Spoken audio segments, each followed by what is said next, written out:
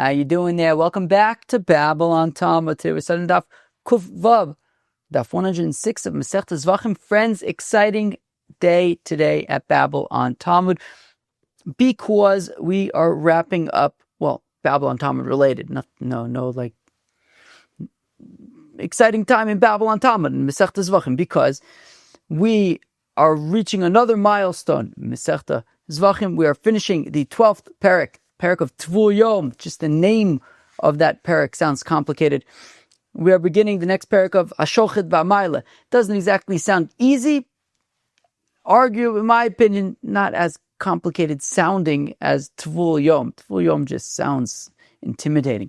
Anyways, we are wrapping up the 12th parak of Masechta Zevachim and beginning the 13th out of 14 parak of Masechta Zevachim. I find this to be exciting.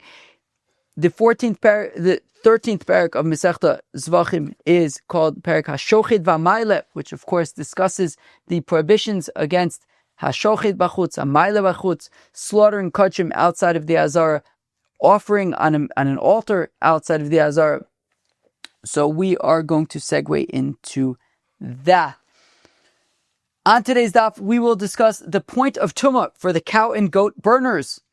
Of course, by Par Manisrafim, Sir Manisrafim, those who are involved in burning these animals become tameh. Their clothing becomes tameh.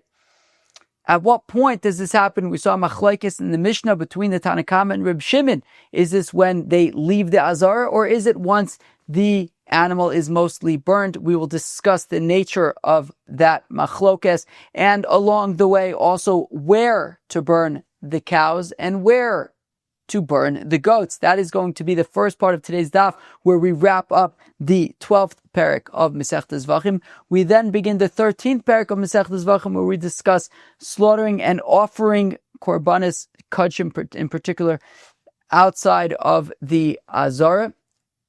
Of course, during periods when you are not allowed to.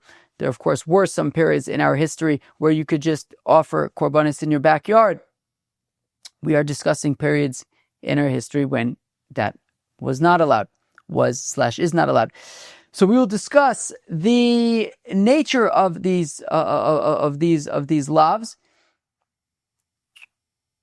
We will discuss the nature of them and a little bit of machlokes about where it applies and really the source. But the Gemara primarily is going to be focused on what is the source of the prohibition, of the punishment, and of course of the warning, as we know from Masechta Sanhedrin at least, and other, contexts like that. Whenever there's a punishment, there is also a warning. So we are going to be discussing that. Friends, let us jump in to Daf Kuf Vav of Masechta Zevachim. Friends, we will begin on Daf Kuf Hey Amud Beis at the 2 dots, about 10 or 15 lines from the bottom. Yatsu Elu Va Elu.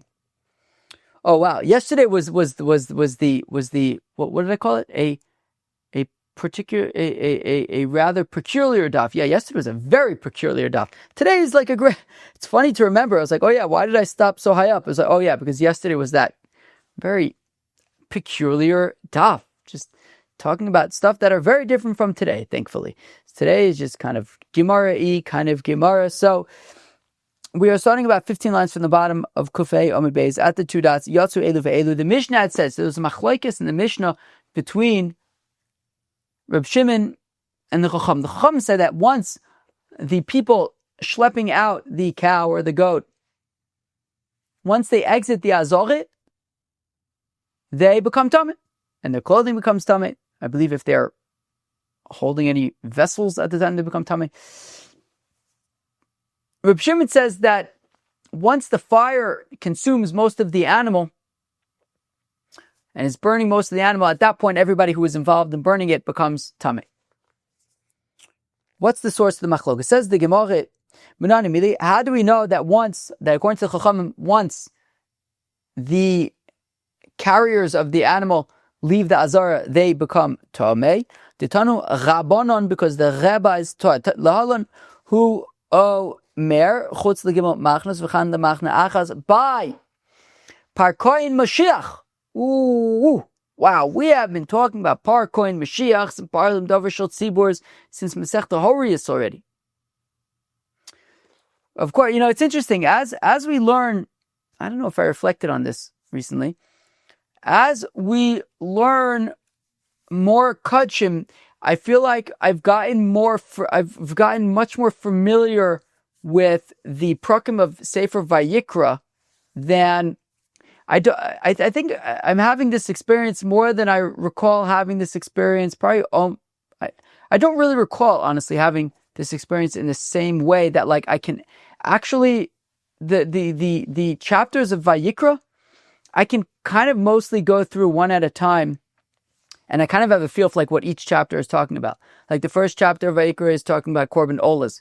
The second chapter, I looked this up earlier. This I had to look up. It's actually talking about Minchas. We haven't really talked much about Minchas. We're going to talk about that in Menachos. The third chapter, I think, is already talking about is talking about Shlomim. Now the fourth chapter, which is what I'm familiar with the fourth chapter of Vayikra, because this also talks. The fourth chapter starts out by talking about Parko and Mashiach. Then it talks about Palim Davar Shatzibra. Then I think it just talks about regular Korban Chatas. The fifth chapter of Sefer Vayikra, we know from Masechta Shavuos, Korban Olav Yored, Tumas Mikdash V'Kodashim, Shavuos Ha'edus, Shavuos Bitui. The sixth chapter, I don't remember. The seventh chapter, I think, talks about Osham. The eighth chapter already talks about the Miluim that we were talking about the other day. And the ninth chapter talks about Parsha Shmini. The 10th chapter is when Nadav and Avihu die, and then whatever it talks about then is Tazria and Mitzorah. Yom Kippur is already the 16th chapter. Today we're going to talk about the 17th chapter. Okay, sorry, I was like boring you while going through every chapter of Vayikra. The point is that I feel like there's a particular familiarity with Sefer Vayikra in a way that I haven't had with like other books. And I think that also relates to another reflection that I've had recently, which is that, learning Kudshim, let me say it the other way. I feel like without learning Kudshim, you're like missing out on like half of the Torah, kind of like, and I think it is kind of an arguably important point. I think the fact that we're able to have this familiarity with Sefer Vayikra in this way, just because we've been learning Kudshim, whether it's starting from Horius and now Zvachim, we still have so much more of Kudshim to learn, makes you realize that, like, I don't know, like Nashim and Nezikin is like a very small part of like the actual Torah Shebechsav. Look, I mean, you have all of Bereshis. There isn't that much like Gemara on like Sefer. There's not that much Gemara on like Sefer Bereshis or Shmos up to Truma. Coming from Truma, then it's already talking about like the Mishkan and Korbanos. I mean, all of Nashim and Ezekiel is like just, I don't know what's it. It's like Parshas Mishpatim, maybe Parshas like Kiseitze and like Shoftim. Like so much of it, like I can't really quote Prakim from the Chumash after learning of Nashim and Nezikin in the same way that I can from a few months of Horius and Zvachim, I guess is what is this long-winded point that I'm trying to make, that it seems like so much of the Torah really is Kudshim, maybe Tyrus and stuff, whatever. It's just really, I don't know, so interesting how like without learning Kudshim, or let's say the positive way, by learning Kudshim, I feel like we're actually covering so much ground in the Torah that you just don't cover in like Nashim and Ezekiel. Let's go weiter. Sorry for the long rant, not a rant, but I just want to phrase this in a positive before we move on. Like there's a positive point here, which is that I feel like we're working hard through Zvachim and Kudshim, but I think we're covering a lot of ground in Torah. And just in the last few months, like the fact that I was able to rattle off and bore you with like what every chapter of Zvachim, this wasn't because I just went with Vayikra. It's not because I went in there and memorized. It's because I'm familiar. It's like, fourth chapter of Vayikra, we're going to be talking about the different chatases, chatas pnimi, chatas chitzon. Fifth chapter, korban olav yored, right? And I just feel like, in a way that we haven't had with other, with learning all the other starim. Let's go weiter. So so I got into that whole thing because I was pointing out that we are once again discussing Parko and Mashiach, and by Parko and Mashiach, it is burnt outside of the three camps. Okay, Parko and Mashiach is burnt outside of the three camps. Now over here by Parvasar of Yom Kippur, it just says one camp. So the question is why? Okay, by Parlim Dover, by Parkoy Mashiach, it says chutz legimel machnos, that it is burnt outside of 3 camps. V'chan lemachna achas, whereas over here by Yom Kippur it mentions just 1 camp. How come? Lo melach tesediu came sheyotza chutz lamachna achas mitam begadim. We're going to discuss in a second how we know that by Parkoy Mashiach it is in fact outside of 3 camps. But anyways, let's assume for a second that by Parkoy Mashiach it is burnt outside of 3 camps. By Parvisar of Yom Kippur it says michutz lamachne 1 camp. Lomarloch to say to you, that once the Parvisar of Yom Kippur leaves the azarah, mitame begadim, at that point the people involved in burning it become tamei and their clothing becomes tamei. And if this applies to Parvisar of Yom Kippur, it also applies to all Parim Anisrafim, Mitzirim Anisrafim, that whoever is involved in burning them, once they leave the azarah, they and their clothes become tamei. And how do we know by Parkoy Mashiach that we are talking about it being burned outside of all 3 camps? Because the Rebbe started v'otzi as kol apar b'chutz lamachne. So by the Parkoy Mashiach, it says that the cow will be taken outside of the singular camp. Chutz legimel machnos, outside of 3 camps. What do you mean? It only says 1 camp. How do you get 3? I'll tell you how we get 3. It's correct. By Parkoy Mashiach, it says michutz lamachne, outside of 1 camp. However, so now, kind of related to my ramble earlier, I'm familiar with the 4th parak of, we are all familiar with the 4th parak now of Sefer Vayikra, because we've seen it so many times. We know that the first Korban Chatas to be discussed in Perek Daled of Sefer Vayikra is the Parkoy Mashiach. After the Parkoy Mashiach, the Par Helam Davar Shel Tzibor is discussed. After that, I believe it's the regular Korban Chatas that's discussed. But by the Par Helam Davar Shel Tzibor, it says by Helam Davar Shel Tzibor, it says Michutz Lamachne. It also says Michutz Lamachne. Now, She'ein Tzarich Lomar. Now, it doesn't need to say Michutz Lamachne by Par Helam Davar Shel Tzibor, because Shari Kvar Nemer Kasher Sarfus Par Rishon. Because by Par Helam Davar Shel Tzibor, it says that I think it says that you will burn it. What does it say? And it says a Par Michutz Lamachne. V'Sarf also Kasher Sarfus Par Rishon. You'll burn it like you burnt the Chatas Apnimi that was mentioned earlier, i.e. the Parkoy Mashiach. Just like the Parkoy Mashiach is burnt, so is the Parlam Davar Shel Tzibor burnt. Now, by the Parkoy Mashiach, it said that it's burnt outside of the camp. So if that's the case, and we're saying that by Parlam Davar Shel Tzibor, it's burnt just like the Parkoy Mashiach, so that means that the Parlam Davar Shel Tzibor is also burnt outside the camp. So why does it say, once again, by Parlam Davar Shel Tzibor, that it's burnt outside the camp? To say that it's outside of a second camp. So both the Parkoy Mashiach and the Parlam Davar Shel Tzibor apparently are burnt outside of 2 camps now. Okay, so to say that we're talking about a second camp now. At the beginning of Parshas Tzav,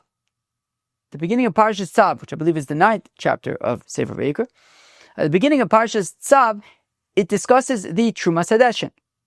Okay, now the Truma Sadeshin was that the Kohen would go to the top of the Mizbeach every single day. First thing that was done in the Beis HaMikdash every day, Kohen would go to the top of the Mizbeach, take a shovelful of ash, and put it right next to the Mizbeach, on the eastern side of the ramp. However, the rest of the ash that was on the Mizbeach, so it's Taka, I think it's Machlokes. So Rashi on the Chumash says that this wouldn't be done necessarily every day, but rather when there would be too much ash on the Mizbeach, then they would take it outside. So then it says Michutz Lamachne would be taken outside of the camp. I think that there is another opinion that says that this would in fact be done every single day. But anyways, the Truma Sadeshin, the shovelful of ash, was placed next to the ramp of the Mizbeach. All of the rest of the ash, when it was cleared away, it was taken, it says Michutz Lamachne. Now the thing is, it doesn't actually need to say that.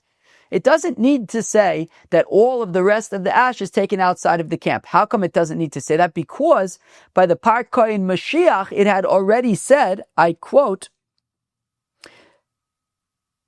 "V'hotzi as kol apar michutz lamachne el makom tor el shefech hadeshin."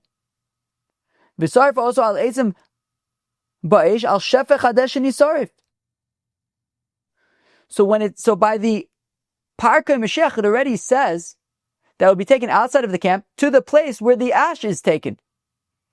So I already know from that pasuk that wherever the Par Kohen Mashiach is being burnt, it's also the place where the ash is being dumped. And if that is outside of two camps, well then the Par Kohen Mashiach is burnt outside of two camps, and the ash is also dumped outside of two camps. So why does it also need to say by the Deshen at the beginning of Parshas Tzav michutz lamachne to say that we're talking about not two camps, but to add another camp to say a third camp? That all of this is happening outside of three camps. The Par Kohen Mashiach is being burnt outside of three camps. The Par Elam Davar Shel Tzibor is being burnt in the same place as the Par Kohen Davar, as the Par Kohen Mashiach, right? Kasher Sarv is Par Rishon, which we're saying now is also outside of three camps, and we're saying that the Trumas Hadeshen, that the Par Kohen Mashiach was burnt in the same place as not the Trumas Hadeshen, but where the ash from the Mizbeach, the pile of ash from the Mizbeach was brought out to, that was also outside of three camps. It says by the Par Kohen Mashiach that it was burnt by wherever the ash was brought out to. So why does it say michutz lamachne by the ash? Litein lo machne shlishis, to say that it's outside of three camps. So that is all to say that is how we know that by Par Kohen Mashiach, Par Elam Davar Shel Tzibor, that they are burnt outside of three camps. So we're saying that, okay, if they're burnt outside of three camps, and also we learn out all of the Parim and Asafim from each other, and therefore where we also already know that Par Yom Kippurim is also Par V'Sarav Yom Kippurim is also going to be outside of three camps. So then what's the deal with the one camp that's mentioned by Par V'Sarav Yom Kippurim to say that the people who are involved in burning the Par V'Sarav, who they themselves become tummy and their clothing becomes tummy, at which point do they and their clothes become tummy? Michutz lamachne, once you leave one camp. One camp being referring to the azarah, of course, because what are the camps that we're talking about? Well, in the desert, of course, there was the Machne Shechina, Machne Levia, Machne Yisrael. Machne Shechina was the Mishkan. The Mishkan was kind of like a bare bones, portable Beis Hamikdash kind of thing, but it was just the bare bones. You walked into the Mishkan, you were already in the equivalent of the azarah. You walked into the Mishkan, that you're looking at the Mizbeach already, the Mizbeach HaChitzon, and all the tents, with the layers of hides, the oil, the Michseyu, Atachash, all that kind of stuff. That was already the Kodesh, the equivalent of the Heichel, and the Kodesh HaKodashim. So therefore, the Machne Shechina was the Mishkan. The Mishkan is be'etzim the Azarah, the Heichel, etc., all that stuff. So the Machne Shechina in the Beis Hamikdash was the Azarah. So we're saying michutz lamachne, once you leave one camp, the Machne Shechina, so in the Beis Hamikdash that would be leaving the azarah. In the encampments in the desert outside of the Machne Shechina, outside of the Mishkan, was the Machne Levia, was surrounded by the Levim, and in Yerushalayim that would be Har HaBayis, and then outside surrounding the Levim were all of the rest of the tribes, and that would be Machne Yisrael, and Yerushalayim, that would be basically the rest of Yerushalayim. So outside of all three camps, in the desert was outside of all three camps, outside of where all the Yidden were. In Yerushalayim, that was outside of Yerushalayim. Okay, so therefore we're saying that the animals were burnt outside of all three camps, outside of Yerushalayim, but the people dealing with the burning, they became tamei outside of one camp, out of the azarah, or if we're talking about the Mishkan, it was outside of it would become tamei once they left the Mishkan. Now, Reb Shimon who disagrees, Reb Shimon who says that the carriers and the people dealing with the burning would become tamei only once the majority of the animal was being burnt. So then, michutz lamachne, my overlay. What does he learn from michutz lamachne? Because clearly it doesn't mean once they leave the azarah they become tamei. It's only once they're burning it. So what does he do with michutz lamachne? It needs it like the following: Braise Reb Eliezer, Mrs. Reb Eliezer, Nemarkan chutz lamachne. It says chutz lamachne by parvisar shom kippurim. V'nemer lahalan chutz lamachne, and it says by para aduma chutz lamachne. Ma. So it says lahalan. Switch that around. Ma kan. Like just like over here by parvisar shom kippurim chutz legimel machnes, as we know, right? We had just talked about how the parvisar, all the paras visairs, whether it's Yom Kippur or whether it's Par Kohen Mashiach, etc., they are burnt outside of the three camps. So ma kan chutz l'gimel machnis af lahalan chutz l'gimel machnis. So also by the paraduma, it would be burnt outside of all three camps, outside of Yerushalayim and on Har HaZeisim,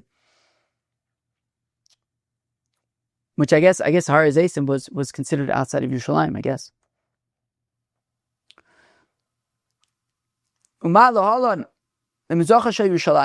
And just like by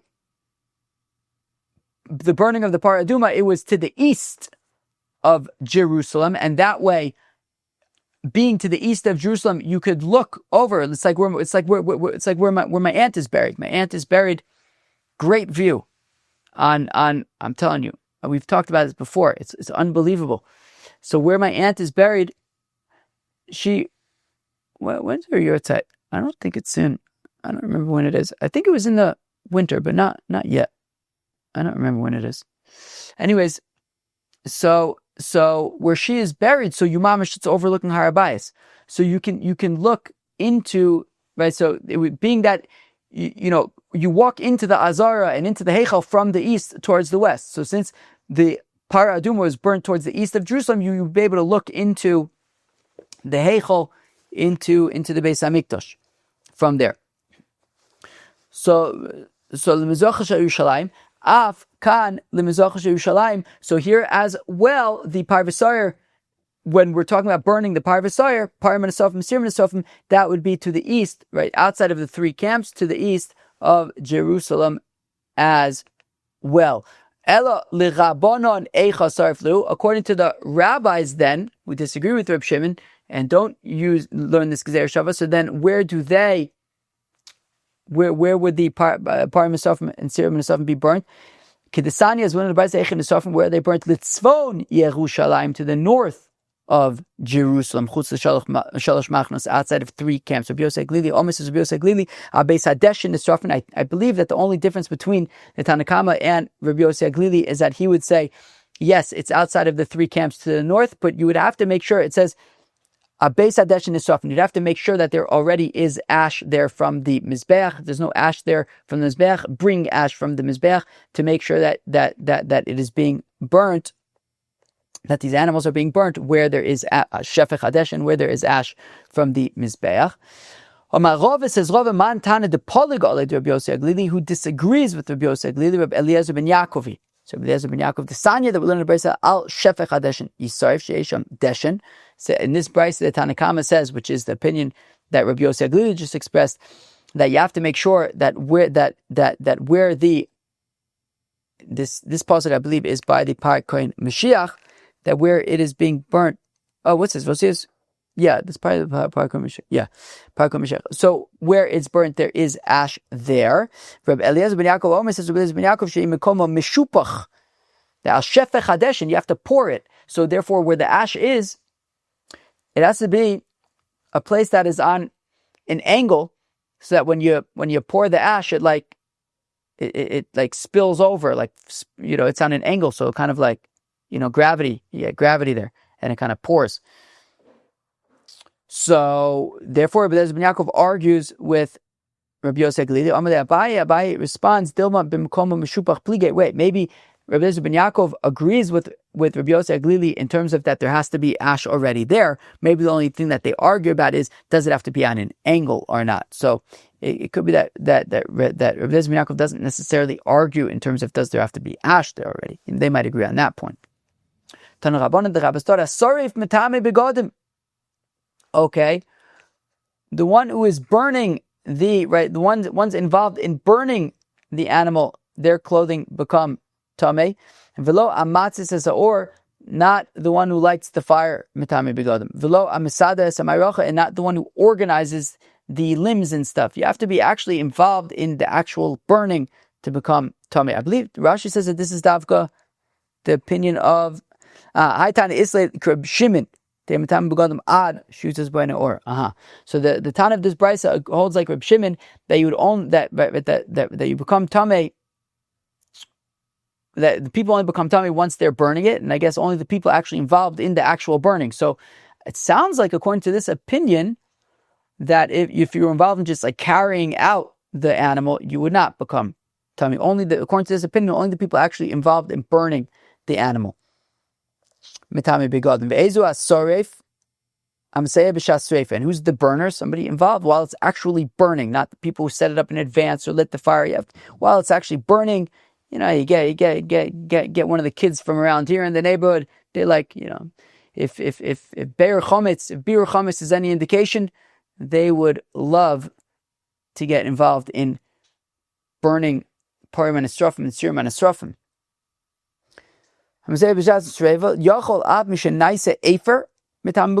What about once the animal is already fully burned, thoroughly burned, and it is ash? Anybody involved at that point, would they also become tamei? Tamlomer osam. It says asorif osam, so right, one who's burning the animals. Osam mitam begadim mishnaisim efer mitam begadim. When there are still animals, when they are not yet fully ashed and charred and completely made to ash, so until that point, people would be tamei.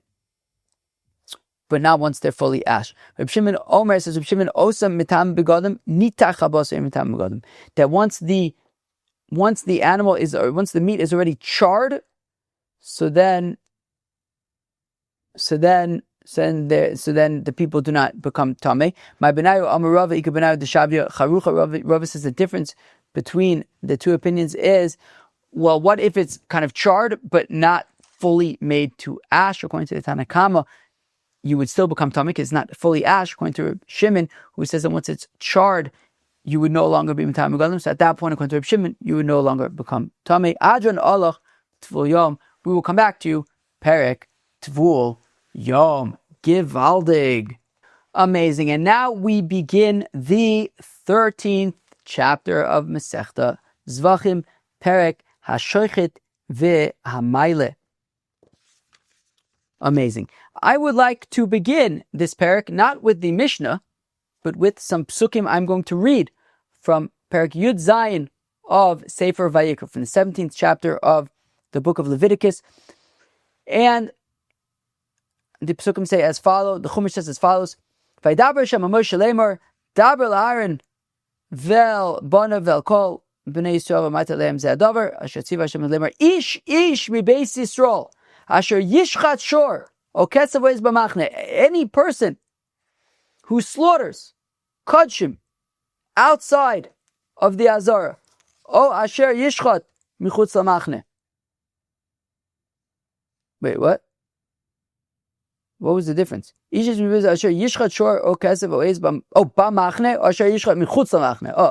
So outside of the azarah or like outside of the camp. But anyways, the point is, it's outside of the azarah. Anybody, I don't know, what's the difference in those two things? B'machne chutz la'azarah. And michutz la'machne, I guess, is maybe outside of machne levia. I don't know. But it's certainly outside of the azarah. So anybody who slaughters outside of the azarah, Kodshim, outside of the azarah. We didn't bring it to the Beis Hamikdash, to the azarah, to be offered in the azarah. The name is Dam Yechashiv La'isha Dam Shafach V'Nichras Ha'isha Mikar Vamo. Karis. Okay, let's give a few. Psukim V'lo Yizbechu Od Zivcheim Lasirim Asher Mzonim Achreim Chukas Tia Zos Lachem Dorisechem, and do not offer to Seirim Avodah Zarah. This is going to come up. The reason why I'm reading this pasuk is going to come up in the Gemara. Do not offer any. Nobody's going to be offering anymore to like Avodah Zarah or whatever. Okay, that was the first parsha, the parsha of Shchutei Chutz. The psukim said, do not slaughter kodshim outside of the azarah. If you do, Yechayev Kares. Now continues the Chumash. This is the 8th verse of the 7th chapter of the 17th chapter of Leviticus. V'aleim tomer ishish m'beis Yisrael menager asher yogur b'sochem asher yayle ola ozafach. This is, what was it called? Hamayle b'chutz.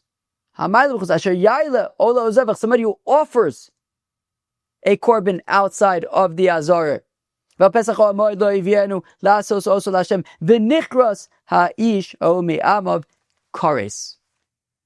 What we just learned now is Psukim Ches and Tes that amayla b'chutz. So even if somebody slaughtered the korban inside of the azarah, and then they brought it outside of the azarah and offered it on an altar outside of the azarah, or we're going to see it's machlokes in the Mishnah, even if you did both, it could be two separate lavim, two separate chiyuvim. But, right, so we talked about, the first psukim talked about slaughtering outside of the azarah, and there's a separate prohibition against offering, burning the korban outside of the azarah. I think we're going to learn later on in the parak at some point that it also could be referring to maybe nisuch hamayim or nisuch hayayin, any things like that, libations. But anyways, these were the first 9 psukim of parak Yud Zayin of Sefer Vayikra that discuss the prohibition against slaughtering kachim outside of the azarah, as well as a separate prohibition against offering, i.e., when I say offering, I mean burning on a mizbeach outside of the azarah, on an altar outside of the azarah,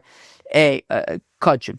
Okay, so those are the prohibitions of shchutei chutz, right? Of ashoichet b'chutz and amayla b'chutz. Says the Mishnah, ashoichet v'amayla b'chutz, somebody who slaughters and offers outside of the azarah. Now the assumption right now is that he's doing both outside of the azarah, right? He's had set aside a korban shlamim. He has to bring it to the Beis Hamikdash or the Mishkan and offer it there. But outside of the Mishkan, he slaughters it and offers it outside of the Mishkan or the Beis Hamikdash. Chayiv ala shchita v'chayiv ala Allah.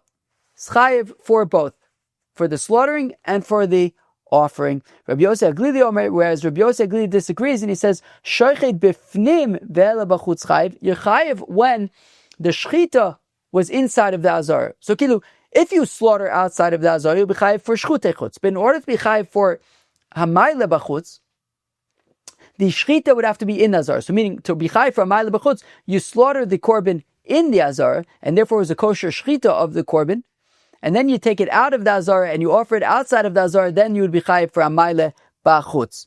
Right? So ashochet b'fnim, if you slaughter the korban inside the azarah, k'moshe tzarich, v'hela b'chutz, but then you take it outside of the azarah and offer it outside of the azarah, chayiv. Shachad b'chutz v'ela b'chutz, but says Rabbi Yosef Glili, if you did both the shchita and the ha'alah outside of the azarah, potter you'll be chayiv for you'll be potter for amayla. You'll be chayiv for a shorchit b'chutz, but you'll be potter for amayla b'chutz because shelo ela davar pasul, because what you're ultimately offering outside of the azarah is something that's already pasul since the shchita was outside of the azarah. So it says Rabbi Yosef Glili, in order to be chayiv for hamayla b'chutz, the shchita would have to be in the azarah.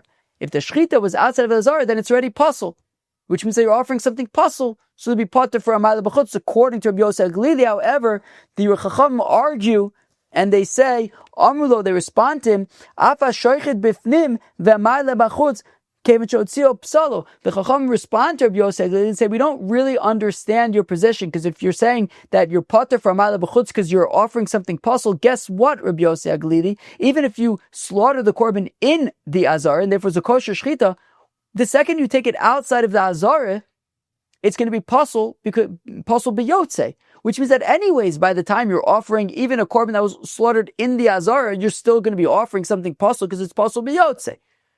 So they disagree with Rabbi Yosef Glili and say, look, either way, you're going to be offering something pasul. So if you're going to be chayiv for hamayla b'chutz, you're going to be chayiv also if you slaughter it outside of the azarah, according to the Chacham. Now, similarly, just in terms of the argument structure, hatomei she'ochal ben kodesh tomei ben kodesh tar, a person, of course, we know from Masechta Shavuos already. What do we know from Masechta Shavuos? Tumas mikdash v'kodashim. One example: if somebody who's tamei eats kodshim, eats kodesh. Of course, it's by accident, so it's korban olav yoret. But anyways, so to be chayiv a korban, whether if it's intentional to be chayiv, I believe kares, if it's by accident, it's intentional to be chayiv kares, by accident you be chayiv a korban olav yoret. So Hatame she'achal, somebody who's tame and eats, ben kodesh tame, whether the kodesh that they ate was tame, ben kodesh tahor, whether it was tahor, chayav, he will be chayav for tumas mitesh v'kodashim, for tame she'achal sakodesh. Rabbi Yosef Glili Omer tame she'achal tahor chayav v'tame she'achal tame pater. Whereas Rabbi Yosef Glili says that if somebody who's tame eats kodesh that is tahor, he's going to be chayiv. But if somebody who's tame eats kodesh that's already tame, he's going to be patur. Shelo achal el davar tame. He only ate something that's already tame. Amrlo, but they respond to Rabbi Yosef Glili, av tame shachal es atar. Even somebody who's tame and he eats something that's tahor, kevan shenagabo. Once he touches it, tim'eyu, he's going to make it tame anyways. So even a tame person eating something tahor ultimately is really eating something tame, because once he eats it, well, once he touches it, it becomes tame. So at the end of the day, it's really somebody who's tame who's eating something who's eating kodesh that is ultimately going to be tame. That is the Rabbanan's argument and response to Rabbi Yosef Glili v'tar shachol tame. Somebody who is tahor and eats kodesh that is tame, patur. He is patur for that. She'enu chayv ela al tumas aguf. You're only chayv for when the person is tame. When you have a tame person who eats kodesh, that is where there is a chiyuv. But if you have a tahor person who eats kodesh that is tame,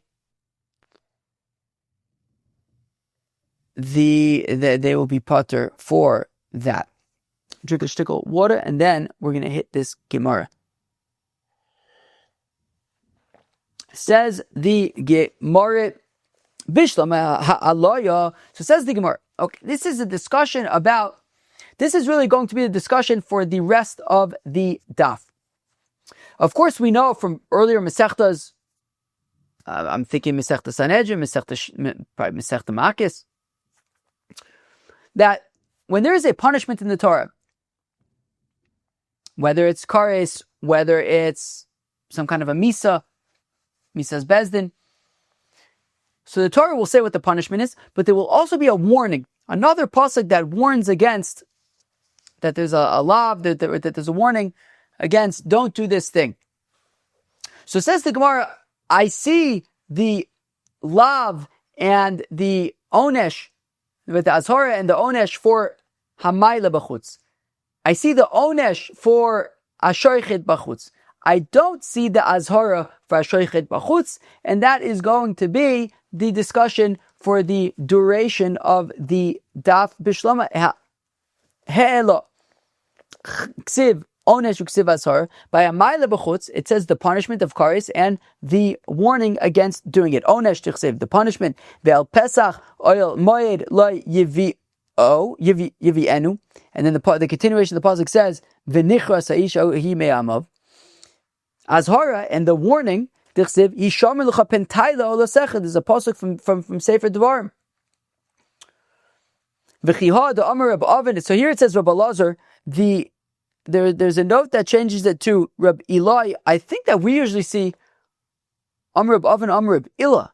I think maybe Reb Ila and Reb Eli are the same people. Is that possible? I don't know. But this comes up a bunch of times. Kol makom shenemar yishamer pen ve'al.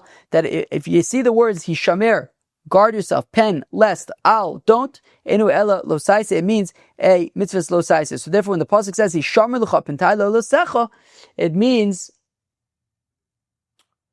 it's a lav. So and that's a warning. Don't offer pentailet, hamaylet. Don't offer korbanis outside of the azar. So when it comes to hamaylet b'chutz, there's the azara, there is the onesh of kares, azoy.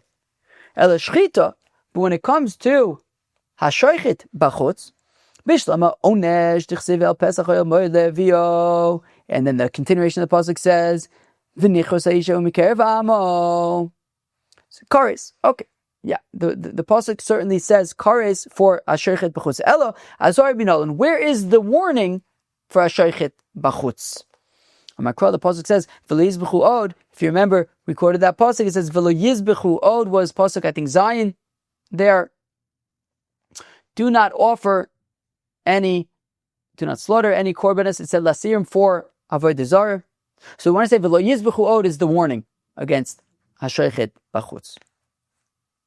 But 1 second. V'lo yizbechu od is needed for the teaching of Rabbi Elazar. The Amar who says, how do we know that somebody who slaughters an animal for markulis? Friends, do you remember markulis from Masechta Avodah Zarah? Markulis was the stone of Avodah Zarah. You like set up a few stones, then you add more stones, and you throw stones, and that was markulis. That's how you serve it, with like throwing stones. The official way to serve markulis is not to slaughter an animal for it. But nonetheless, zvicha, slaughtering an animal, is one of the global ways to worship Avodah Zarah. Right? Zvicha, haktara, right, burning, ishtachavo, bowing down, and nisuch, and libating. Right? Those are 4 kind of global ways to serve Avodah Zarah. And therefore, if you slaughter an animal for markulis, even though the way you're supposed to really do markulis is by throwing stones, but if you slaughter an animal for markulis, you will also be chayiv. How do we know this? As the Pasuk says, right? They won't be slaughtering their offerings lasirim for the avodah zaros. So we learn from im enu inyan lichidarka. Now this pasuk is not needed to teach me about when you're supposed to be slaughtering that way. The pasuk says eicha yavdu. Right? The pasuk already says how the avodah zarah people offer their avodah zarah. Meaning, we have a pasuk that already says that you're chayiv for. Right, what does the pasuk actually say? I didn't look. Right, so it's saying, don't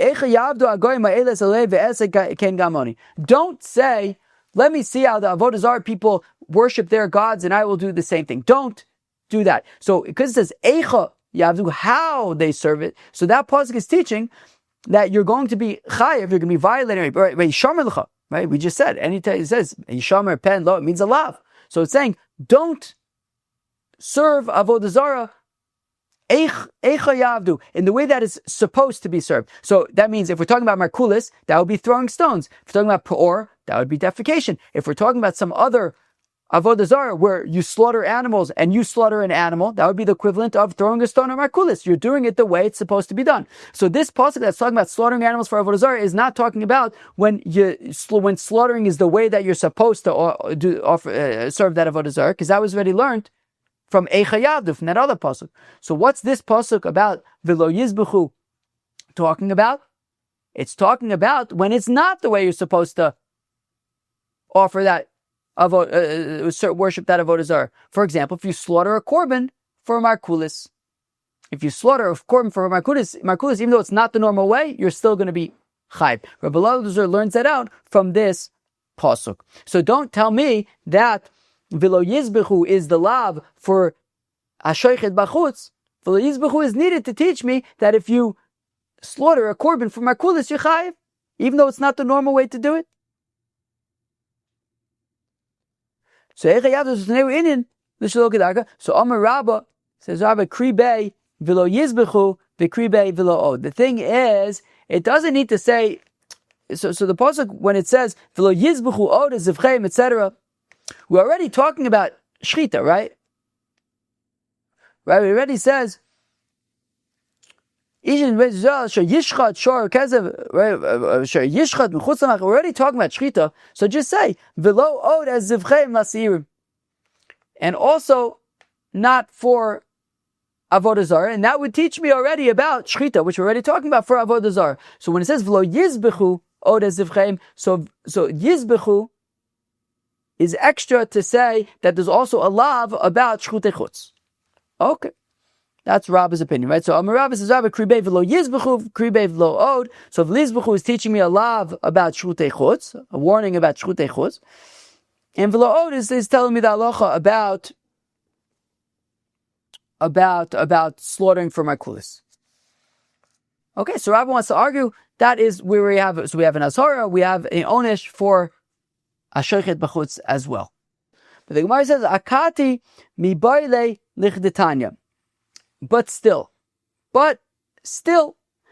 I still need v'lo yizbechu for something else. It's not teaching me about an azarah for asherchit b'chutz.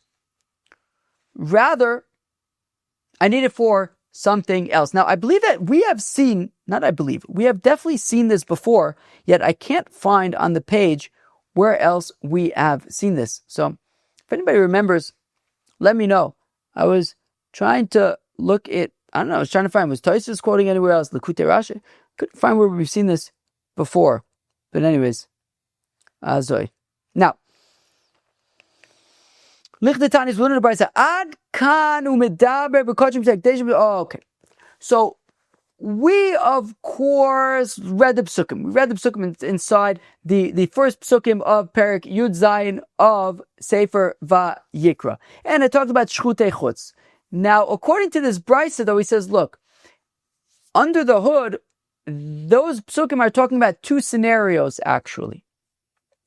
Scenario number one is when you're makdish, so for example, there's the Mishkan, right? There's the Mishkan in the Midbar. I believe in the Midbar, once the Mishkan was erected, you were not allowed to make private altars.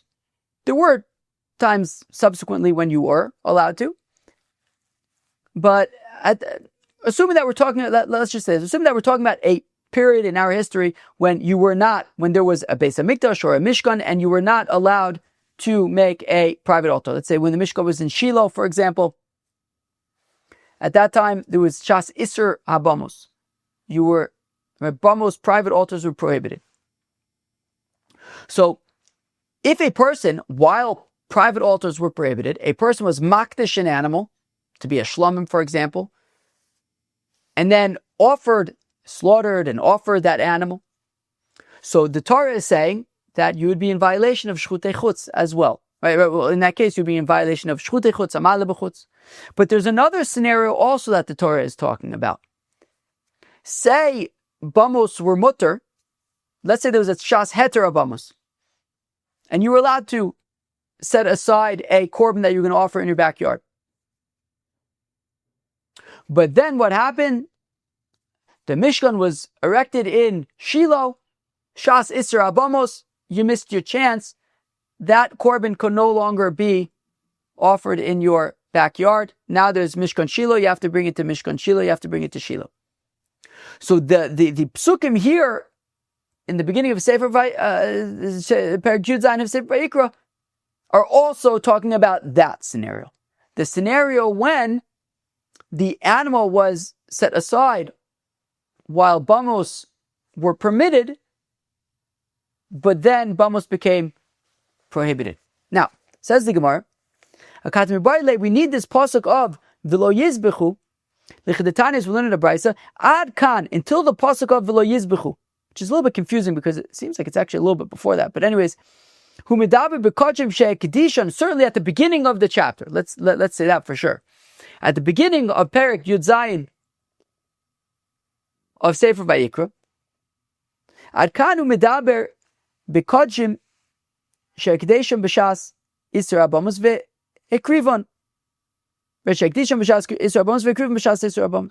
So the first part of Perek Yud Zayin of Sefer Vayikra is talking about the prohibition of Hashochet b'chutz, Hamayla b'chutz, for korbanos that were set aside and then offered all during a period when bamos were prohibited. Korbanos had to be brought to the Beis Hamikdash to be offered, and you were makdish and offered an animal outside of the Beis Hamikdash or the Mishkan. Shari Onshan Amor, and there the punishment, of course, is there. Vel Pesach Oil Moed. You didn't bring it to the Oil Moed, and therefore you're chayav kares. Azarah dichsev, and interestingly, the Gemara says, and also the warning, even for a shchute, right? We're talking about shchute chutz right now, specifically the psukim about shchute chutz. We're saying that there's a warning as well. Which is interesting that it brought as the warning a pasuk about hamayla b'chutz. Tosfos Taka points this out. Anyways, we're going to see ultimately at the end of the daf, we're going to see ultimately where everything is learned out from. So we can let this fly for now because this isn't actually where well, it is kind of where it lands. We're going to see a Gzer Shava at the end of the daf, which makes this okay. Anyways, okay. So basically, the Brisa says that when it comes to a Shas Isser Bamas, and a person sets aside an animal and offers it, you can be chayiv for Shchutei Chutz. There's the warning, there's the punishment, you'll be chayiv kares.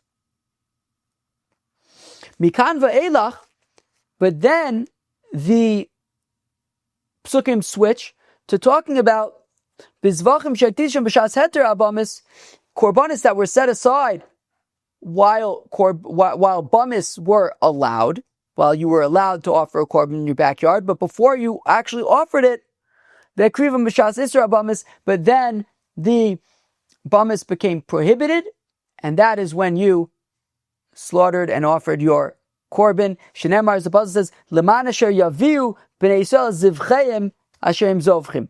The implication of zivcheim asher im zovchim means these animals that they have set aside, even animals that were allowed to be zivcheim, allowed to be offered at the time that they were set aside to be as such. But still, at this point, zvachim she'itaytu l'chakvar, the zvachim that at the time that you had been makdish them, you were allowed to be makdish them.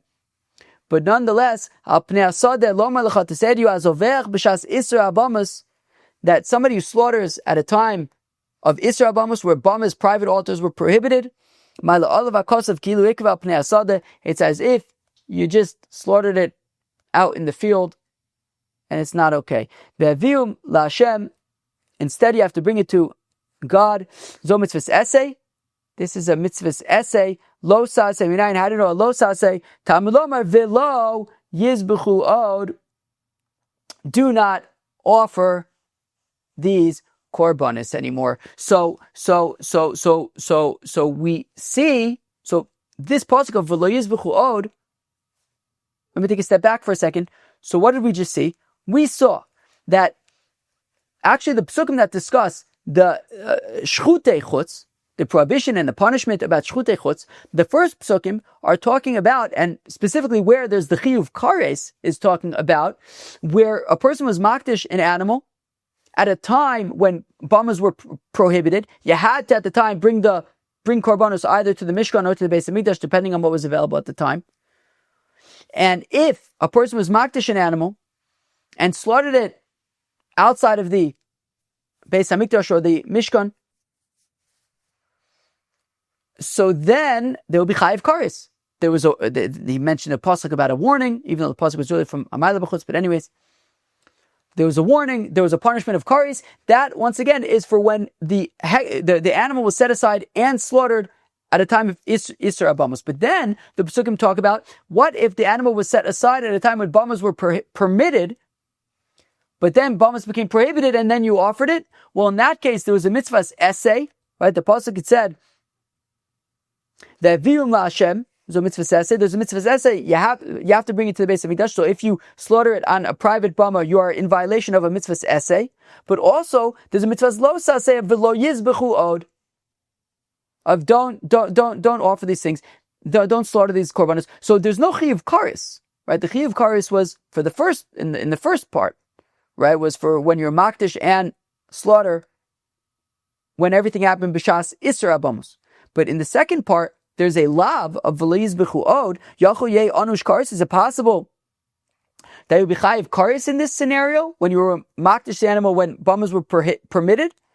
So Talmud lomar chukas olam tiyeh zos lahem l'darosam. Zos lahem, this is for them, that when it comes to somebody who set aside the animal when bamas were permitted, and then they became prohibited, this, i.e. the lav, what I've listed right here, of v'lo yizbechu, this, as well as the essay, lehem v'lo acheres lehem, but not anything else, not the chiyuv kares, which was mentioned by when the animal was set aside during a time of Isser HaBamos.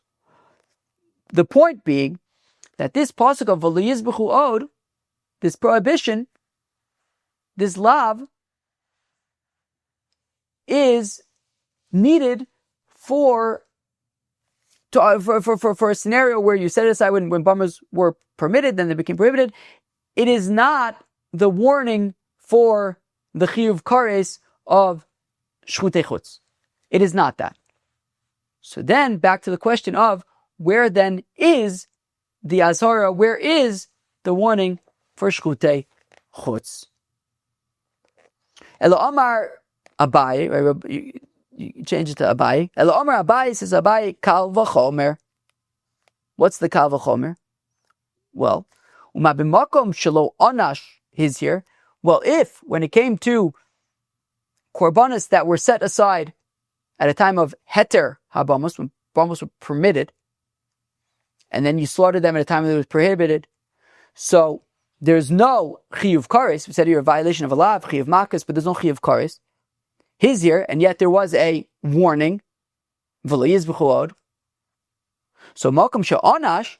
So at a time when you set it aside and bamos were prohibited, so in that case there's a chiyuv kares.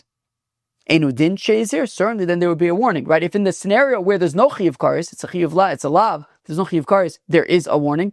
Certainly, in the more stringent scenario where there is a chiyuv kares, certainly there should be a warning there, right? So basically, we're learning out the warning from a kal v'chomer. The Gemara at the end of today's daf is going to say, is that allowed? Can you learn out a warning that ultimately somebody will be getting kares because of this phantom warning, this kal v'chomer warning? Ravina says to Rav Ashi, Im came, but if this is the case, that we can learn out warnings from kal v'chomers, lo ye'omer lav, lo yomar lav b'chelev, well then, you know what? We don't need to have a warning against eating chelev. V'teisim kal v'chomer v'nevela, because I could just learn out from kal v'chomer of nevela. Ma nevela shelo onash is here. If nevela, where there's no chiyuv kares for eating nevela, and yet there is a warning, lo sochlu nevela, I believe the pasuk says. So then certainly, if by nevela, which there's no chiyuv kares, there is a warning, certainly by chelev, where there is a chiyuv kares, there would be a warning. Why should we need a warning to be written by chelev? We could just learn it from a kal v'chomer, no? So chelev she'anash enu din she'is here. Chelev, where there's a chiyuv kares, certainly there should be a warning there.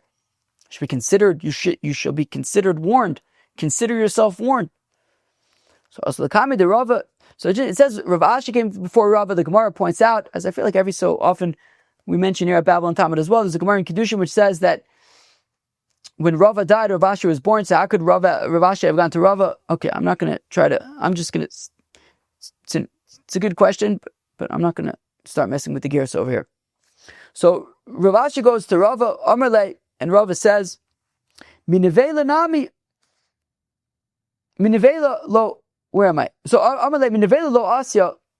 No, you wouldn't be able to learn out a warning for chelev from nevela, deikal mifrach, because you can ask, malinevela shekain metame. You can ask that. Well, I could say that there's a warning by nevela because it's more stringent. Because nevela is actually metame, right? It's an avatuma. Chelev is not metame, so I might think that so chelev is more lenient, and there's no warning by chelev. Mishratzim tmeim. Okay, well then that's enough by shratzim tmeim, right? You're not allowed to eat, I believe is the point. You can't eat a sheretz that is tamei, and there's no chiyuv kares there, and there's a warning against that. So mal shratzim tmeim shemitame b'mashu. Yeah, but a sheretz is mitami b'ka'adasha. Even a sheretz, dead sheretz the size of a lentil is mitami, so it has that stringency. And therefore, I wouldn't necessarily use a kal v'chomer to say that since there's a warning by sheretz tamei, there's a warning by chelev. Chelev you can argue is more lenient because it requires a kazayis. Mishatzim taharim. All right, well let's bring a kal v'chomer from sheretzes that are tahor, that you're not allowed to eat those either. Ma l'shratzim taharim she'isuran b'mashu, but also even a sheretz tahor will make food, I guess, asher b'mashu, so therefore it has that stringency. May orla v'kilei karim, let's make kal v'chomer from orla and kilei karim. Mal orla v'kilei karim shkin asur b'anar, they're more stringent because they are asur b'ana'ah. Chelev is mutter b'ana'ah. Mishvias, well, let's learn a raya from kal v'chomer from Shvuas. The interesting question there that is asked is what exactly is the lav by Shvias? But anyways, mal Shvias shkin tofeses tamel. Shvias has its own stringency because when you sell Shvias, even its money takes on shvius, and that makes kedusha shvius, that makes that stringent. Mitruma, let's try to learn a kal v'chomer from truma. Shekain lo huter michlala. Well, the thing is, truma is more stringent than chelev because chelev is also when it comes to animals, but chelev is mutter for like a deer, for a chaya, as opposed to truma. Truma is truma. It's never going to be permitted to a zar. So therefore, it makes truma more stringent. Michulunami shekain lo hutru michlalan. Then once you've gotten to that point, you can actually say, actually, all of these scenarios are more stringent than chelev, because since chelev is mutter in some scenarios, i.e., by a chaya, so then that makes chelev more lenient than all the other cases, and therefore we wouldn't just be able to have any of these other cases and say, well, there's a warning there, therefore there's also a warning by chelev from a kal v'chomer. No, you can say chelev is more lenient. It's mutter in other scenarios. Maybe there is no warning by chelev. So chelev needs its own warning. Amar Rava points out, Ikashali, the truth is, if I have a question, says Rava, Hakash, I would ask the following question about making warnings from kal v'chomers. Hadatan, that which we learned in the Mishnah in Kresus, Pesach umila mitzvahs essay, we say that by Korban Pesach and Bris Milah, these are mitzvahs essays that have a chiyuv karis, and yet you don't bring a Korban Chatas for them, because in order to bring a Korban Chatas, there has to be something that be chayiv karis b'mezid, but also a lav. And Pesach and Milah are essays.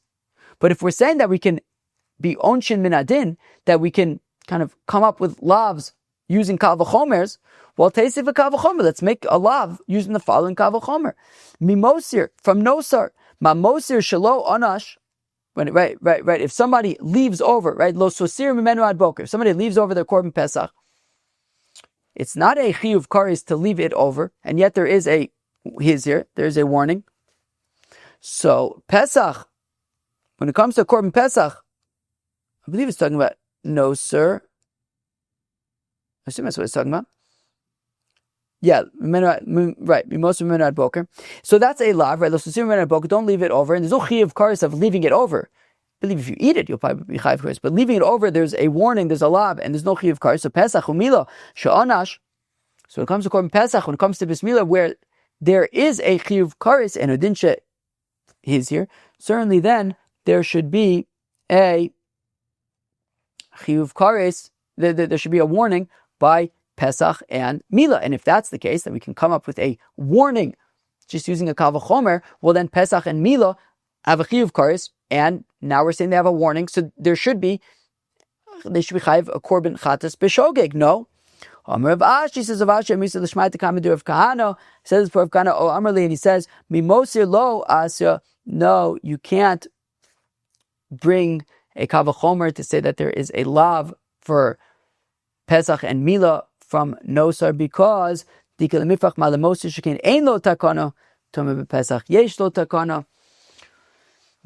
nosar, right, says no, wait, what? No, sorry, no, that's not what it's saying. So the nosar says you can't fix the nosar, whereas Pesach you can fix it, because you could bring a Pesach Sheni and totally all good, and therefore it makes Pesach and Milah more lenient, and you can't learn out a phantom lav for them. Okay, wow, that was a little bit in the weeds there with all those details. But anyways, what just happened? Abaye wanted to say that we can learn out the lav from... So Abaye said that we can learn out the lav by... what's it called? By a shoichet bachutz, we can learn out the lav from a kal v'chomer from lo hizir. Oh wow, this is like gotten super technical. There's like all these layers. I actually didn't think this would be such a long daf, but I think now it actually is a real long daf. Wow, Masechta Zevachim. Even the things that like you're thinking like hopefully this will kind of be quicker, they're not. Anyways, by shchutei chutz we had kind of two. There was like one kind of shchutei chutz that you're chayiv kares for, one kind that you're not chayiv kares for. So we wanted to say that there's a warning for the kind that you're chayiv kares for, from a kal v'chomer from the kind that you're not chayiv kares for. But now the Gemara, and then we got into other weeds, but now the Gemara asks, V'chi mazhirin min adin, but can you even do that? Can you warn? You're chayiv kares now. What do you mean? Where's the warning? Well, it makes sense that there's a warning, even though there isn't one explicitly. Can you do that? I feel Mandamar own shin min adin. even according to the Mandomer, who says that we can use a kavachomer to say that we could punish a person, still the warning, ein mazirin min adin, we don't warn based on kavachomers. Rather, how do we know that there is a warning by shchutei chutz? The answer is, like Rabbi Yochanan Damer, asya ava malalan onash lo onash elam kenizir avkan lo onash elam kenizir. It says hava both by hamayla b'chutz as well as by shchutei b'chutz. Right? What does it say? It says v'pesach o moed lo hevio. That's by shchutei chutz. And by hamayla b'chutz it says v'pesach o moed lo yivienu. So because it says hava by both of them, well, just like by hamayla b'chutz, there's a warning, there's a punishment. Also by, because we learned it from a kavachomer, we could say also by shchutei chutz, there's not just a punishment, but also a warning. Rava Omer says, Rava kid Rabbi Yonah, it's like Rabbi Yonah the Omer, Rabbi Yonah says, Rabbi Yonah, Asya Sham, that the Pasuk says, Ki b'makom asher yivchar, Hashem be'achad v'decha Sham tale, olosecha v'sham taise, kol asher anochi mitzavecha. It says, after the warning against hamayla b'chutz, it says, there you will be ma'ale, and there you will be ose. So ma'ale is hamayla b'chutz, and ha'ose is shchita b'chutz, and therefore we compare the two to say that just like by a shoichet b'chutz, just by hamayla b'chutz, there's a chiyuv kares and an azarah, so the same thing also by ha'shoichet b'chutz. Right? You could change kind of the words around and say, wow, that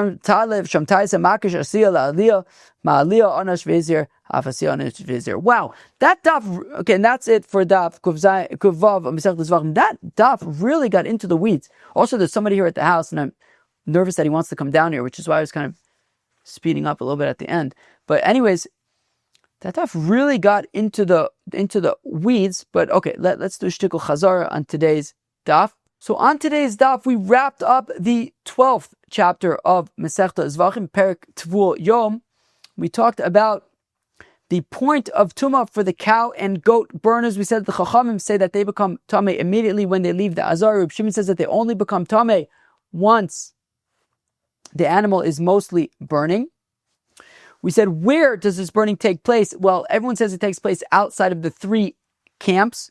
Machne Shechina, Machne Levia, Machne Yisrael. Reb Shimon says it's to the east of Jerusalem, in the same place where they would, right, just like where they would burn the Para Aduma. The Chacham say it's taka to the north of Jerusalem. And then we got up to the new Perek Hashoichet V'Amayle. We talked about the prohibition of Shchutei Chutz, as well as Amayle B'Chutz. So there's a lav, there's a chiyuv kares of Hashoichet B'Chutz, there's a chiyuv kares of Amayle B'Chutz. There was a machlokas between the Chacham and Rabbi Yosef Glili of if you are shochet and maile b'chutz, would you? So you'd be chayiv, of course, for a shochet b'chutz. Would you also be chayiv for a maile b'chutz? Rabbi Yosef Glili says you're only chayiv for a maile b'chutz if the shchita was inside the azar. Whereas the Chacham say that even when you slaughter it and offer it b'chutz, you would be chayiv for not just shchita, a shochet b'chutz, but also for a maile b'chutz.